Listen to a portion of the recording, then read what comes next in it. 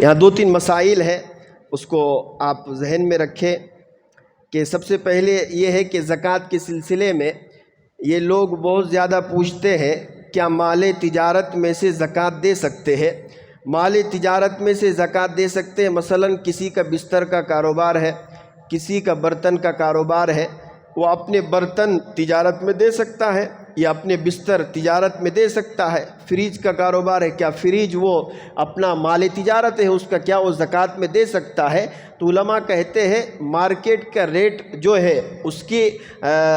گنتی کرتے ہوئے وہ زکوٰۃ میں اس کو دے سکتا ہے۔ اسی طریقے سے اگر گھر کا پرانا سامان ہے، جیسے فریج پرانا ہوا ہے، کولر پرانا ہوا ہے، اب اس کو نیا لینا ہے، اب مارکیٹ میں یہ پرانے فریج کی کیا ریٹ ہے، کیا قیمت ہے، وہ ریٹ کا حساب کر کے وہ زکوٰۃ میں اس کو مستحق غریب کو دے سکتا ہے اور اتنی رقم وہ کاٹ سکتا ہے، کوئی اور مسئلہ نہیں ہے۔ مثلا پرانا سامان ہوا ہے، نیا سامان لینا ہے، فریج اب تھا وہ 14,000 کا لیکن 5,000 اس کی مارکیٹ میں ویلیو ہے، تو اب 5,000 روپے کا سمجھ کر دے دے اور 5,000 روپے یہ سمجھے کہ میں نے زکوٰۃ میں دے دیے، تو پرانا سامان بھی زکوٰۃ میں دے سکتے ہیں۔ اسی طریقے سے ایک مسئلہ سمجھ لیجئے کہ اپنے یہاں جو ملازم کام کرتے ہیں، ملازم کو زکوٰۃ دے سکتے کہ نہیں؟ دے سکتے ہیں، لیکن یہ بات یاد رکھے بہت سارے لوگ ملازم کو زکوٰۃ دیتے ہیں، مزدور کو جو اپنے یہاں کام کرتے ہیں، لیکن مزدور کو زکوٰۃ دے کر پورا سال احسان جتلاتے ہیں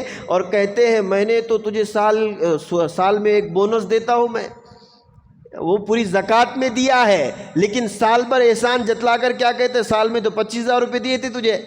پھر تو کہاں بھاگتا ہے؟ اس کو کیا کرتا ہے؟ تانا دیتا ہے، ٹونا مارتا ہے۔ تو اگر ایسا ہے تو علماء کہتے ہیں کہ بہت نامناسب ہے اور اللہ کے یہاں ایسی زکوٰۃ کے اندر ادائیگی کے بارے میں سوچا جائے گا کہ اس کی زکوٰۃ بھی ادا ہو گئی کہ نہیں ہوئی، کیونکہ یہ تو احسان جتلا رہا ہے، اس لیے زکوٰۃ دے کر احسان نہیں جتلانا چاہیے۔ آپ کی مزدوری الگ ہے، اگر وہ مزدور اگر آپ کے پاس سے جانا بھی چاہے تو آرام سے جا سکتا ہے۔ اب مزدور اپنی مزدوری چھوڑ کر جا رہا ہے تو آپ اس کو کیا تانا مارتے ہو کہ سال میں تو اتنا دیا تھا پھر بھی جا رہا ہے؟ تو اگر اس طرح کہہ رہے ہیں تو مثلا آپ نے اس کو زکوٰۃ نہیں دی بلکہ آپ نے اجرت دی ہے اس کو، اس لیے اس کے بارے میں کیا کرنا چاہیے؟ احتیاط برتنا چاہیے۔ اللہ تعالی ہم تمام کو جو باتیں کہی ہے اس پر عمل کرنے کی توفیق